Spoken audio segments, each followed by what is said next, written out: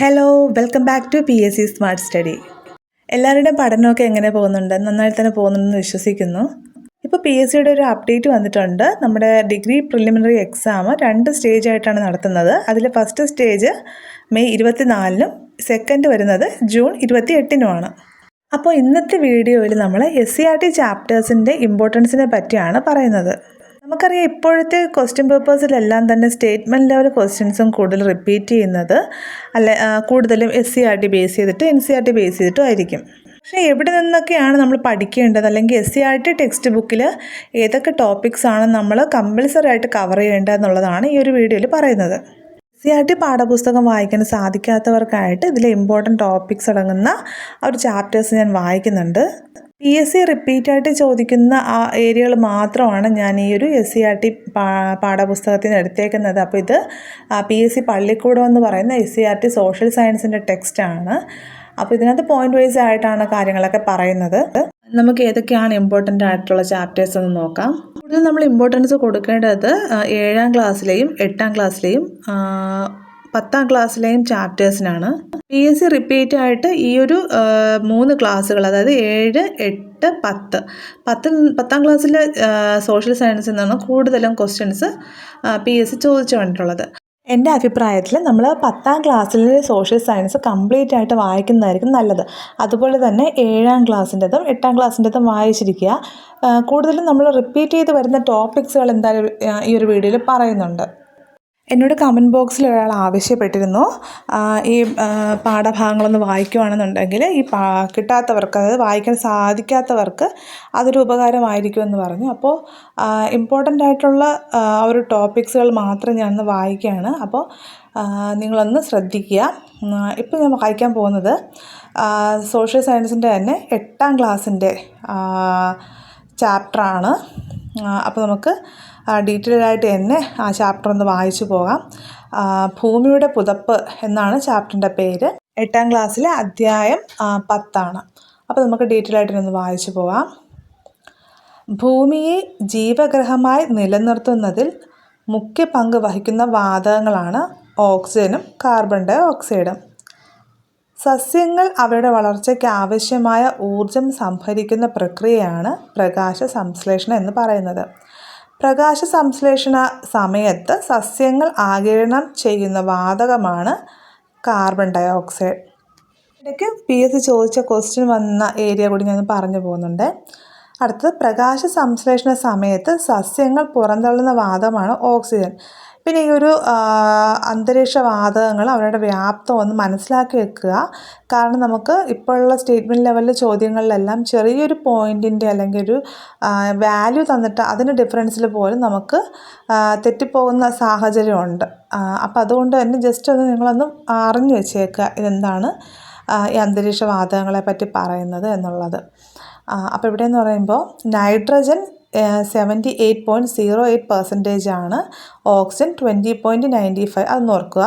ശ്വസന പ്രക്രിയയ്ക്കായി മനുഷ്യനും മറ്റ് ജന്തുജാലങ്ങളും ഉപയോഗിക്കുന്ന വാതകം ഓക്സിജനാണ്, അതറിയാവുന്നതാണ്. സസ്യങ്ങൾക്കായി അവ പ്രക്രിയപ്പെടുത്തുന്നത് നൈട്രജനും. വാതകങ്ങൾ, ജലതന്മാത്രകൾ, പൊടിപടലങ്ങൾ എന്നിവയാണ് അന്തരീക്ഷത്തിലെ പ്രധാന ഘടകങ്ങൾ. ഘനീകരണ മർമ്മം എന്ന് പറയുന്നത് PSCയുടെ മുൻവർഷ ചോദ്യമാണ്. ഭൗമ ഉപരിതലത്തിൽ നിന്നും 10,000-ഓളം കിലോമീറ്റർ ഉയരം വരെ അന്തരീക്ഷത്തിൻ്റെ സാന്നിധ്യമുണ്ട്.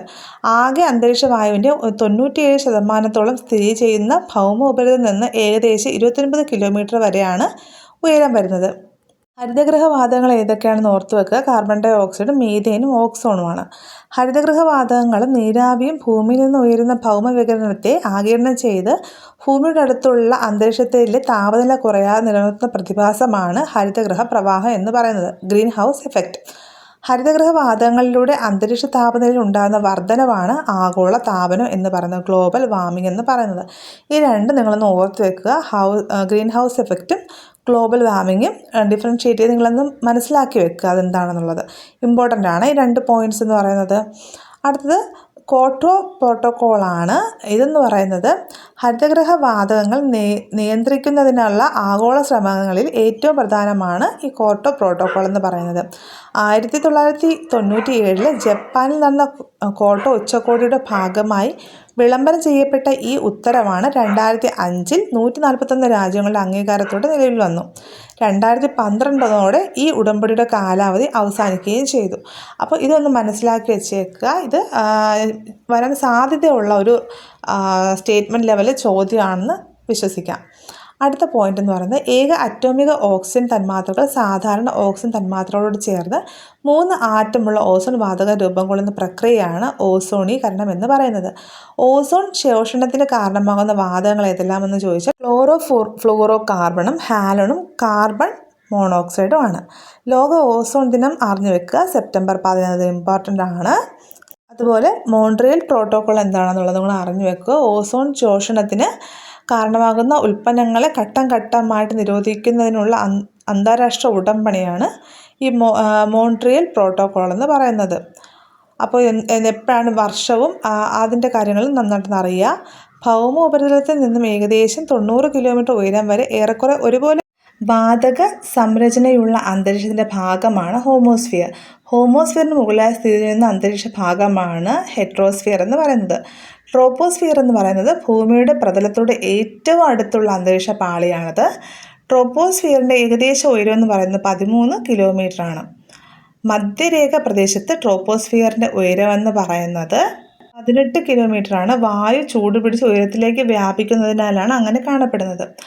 അടുത്തതായിട്ട് മേഘരൂപീകരണം, മഴ, മഞ്ഞ്, കാറ്റ്, ഇടിമിന്നൽ തുടങ്ങിയ അന്തരീക്ഷ പ്രതിഭാസങ്ങളെല്ലാം സംഭവിക്കുന്ന പാളിയാണ് ട്രോപ്പോസ്ഫിയർ എന്ന് പറയുന്നത്. അത് മുൻവർഷ ചോദ്യമാണ്. അത് ഇമ്പോർട്ടൻസ് കൊടുത്ത് പഠിക്കുക. ഒന്നിൽ കൂടുതൽ തവണ ചോദിച്ചിട്ടുണ്ട്. ട്രോപ്പോസ്ഫിയറിൽ ഓരോ 165 മീറ്റർ ഉയരത്തിലും 1 ഡിഗ്രി സെൽഷ്യസ് എന്ന തോതിൽ താപം കുറഞ്ഞു വരുന്നു. ഇതിനെ ക്രമമായ താപനഷ്ട നിരക്ക് എന്ന് വിളിക്കുക. ട്രോപ്പോസ്ഫിയറിന് മുകളിലുള്ള സംക്രമണ മേഖല അറിയപ്പെടുന്നതാണ് ട്രോപ്പോപാസ്. അതൊരു ഇമ്പോർട്ടൻ്റ് ആയിട്ടുള്ളൊരു പോയിൻ്റാണ്. സ്ട്രാറ്റോസ്ഫിയർ അടുത്തതായിട്ട് പറയുമ്പോൾ ട്രോപ്പോസ്ഫിയറിൽ തുടങ്ങി ഭൂമിയിൽ നിന്ന് ഏകദേശം 50 കിലോമീറ്റർ വരെ വ്യാപിച്ചു കിടക്കുന്ന അന്തരീക്ഷ മണ്ഡലമാണ് സ്ട്രാറ്റോസ്ഫിയർ.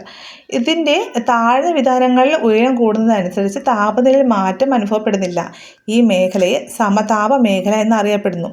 സ്ട്രാറ്റോസ്ഫിയറിൽ സ്ഥിതി ചെയ്യുന്ന ഓസോൺ പാളി അൾട്രാവയലറ്റ് കിരണങ്ങളെ ആഗിരണം ചെയ്ത് ഭൂമിയെ എത്താതെ നിയന്ത്രിക്കുന്നു. ജെറ്റ് വിമാനങ്ങൾ സഞ്ചരിക്കുന്ന അന്തരീക്ഷ പാളിയാണ് സ്ട്രാറ്റോസ്ഫിയർ. അതൊരു മുൻവർഷ ചോദ്യമാണ്. സ്ട്രാറ്റോസ്ഫിയറിന് മുകളിലുള്ള സംക്രമണ മേഖല അറിയപ്പെടുന്നത് സ്ട്രാറ്റോപാസ്. അതും ഒരു മുൻവർഷ ചോദ്യമാണ്. മീസോസ്ഫിയർ എന്ന് പറയുന്നത് ഭൂമിയിൽ നിന്ന് 50 മുതൽ 80 കിലോമീറ്റർ വരെ ഉയരത്തിൽ വ്യാപിച്ചിരിക്കുന്ന ഒരു അന്തരീക്ഷ പാളിയാണ്. ഉയരത്തിനനുസരിച്ച് താപം കുറഞ്ഞു വരുന്ന അന്തരീക്ഷ പാളിയാണ് മീസോസ്ഫിയർ. അന്തരീക്ഷത്തിലെ ഏറ്റവും കുറഞ്ഞ താപനില അനുഭവപ്പെടുന്ന ഭാഗവും മീസോസ്ഫിയർ ആണ്, അല്ലെ മീസോപാസ് ആണ്. 80 - 80 ഡിഗ്രി മുതൽ 100 ഡിഗ്രി വരെയാണ് അത് കാണപ്പെടുന്നത്. മീസോസ്ഫിയറിന് മുകളിലുള്ള സംക്രമണ മേഖല അറിയപ്പെടുന്നതാണ് മീസോപാസ് എന്ന് പറയുന്നത്. അതൊരു മാച്ച് ദ ഫോളോയിങ് ചോദിച്ചിട്ടുണ്ട്. തെർമോസ്ഫിയർ എന്ന് പറയുമ്പോൾ ഏകദേശം 80 മുതൽ 600 കിലോമീറ്റർ വരെ ഉയരത്തിൽ വ്യാപിച്ചിരിക്കുന്ന അന്തരീക്ഷ പാളിയാണ്. തെർമോസ്ഫിയറിൽ ഉയരം കൂടുന്തോറും താപനില വർദ്ധിക്കുന്നു. തെർമോസ്ഫിയറിൻ്റെ താഴ്ന്ന ഭാഗത്തെ അയണോസ്ഫിയർ എന്ന് വിളിക്കുന്നു. അത് മുൻവർഷ ചോദ്യമാണ്. എന്താണ് ഈ അയണോസ്ഫിയർ എന്ന് പറയുന്നത്? ഏകദേശം 80 മുതൽ 400 കിലോമീറ്റർ വരെ ഉയരം വരെ സ്ഥിതി ചെയ്യുന്ന അന്തരീക്ഷ പാളിയാണ് അയണോസ്ഫിയർ. റേഡിയോ തരംഗങ്ങളുടെ ദീർഘദൂര പ്രക്ഷേപണം സാധ്യമാകുന്ന അന്തരീക്ഷ പാളി ഒരു മുൻവർഷ ചോദ്യമാണ്. അൾട്രാവയലറ്റ്, എക്സ്റേ തുടങ്ങിയ തീവ്ര സൂര്യരശ്മികൾ വാതക തന്മാത്രകളെ അയോണുകളാക്കി മാറ്റുന്ന പ്രക്രിയയാണ് അയോണീകരണം എന്ന് പറയുന്നത്. അതും ഇമ്പോർട്ടൻ്റ് ആണ്. സമയക്കുറവ് കൊണ്ടാണ് ഇനി വരുന്ന വീഡിയോസിൽ ഞാൻ കൂടുതലും ടോപ്പിക്സ് ഇൻക്ലൂഡ് ചെയ്ത് വായിക്കുന്നതായിരിക്കും. താങ്ക്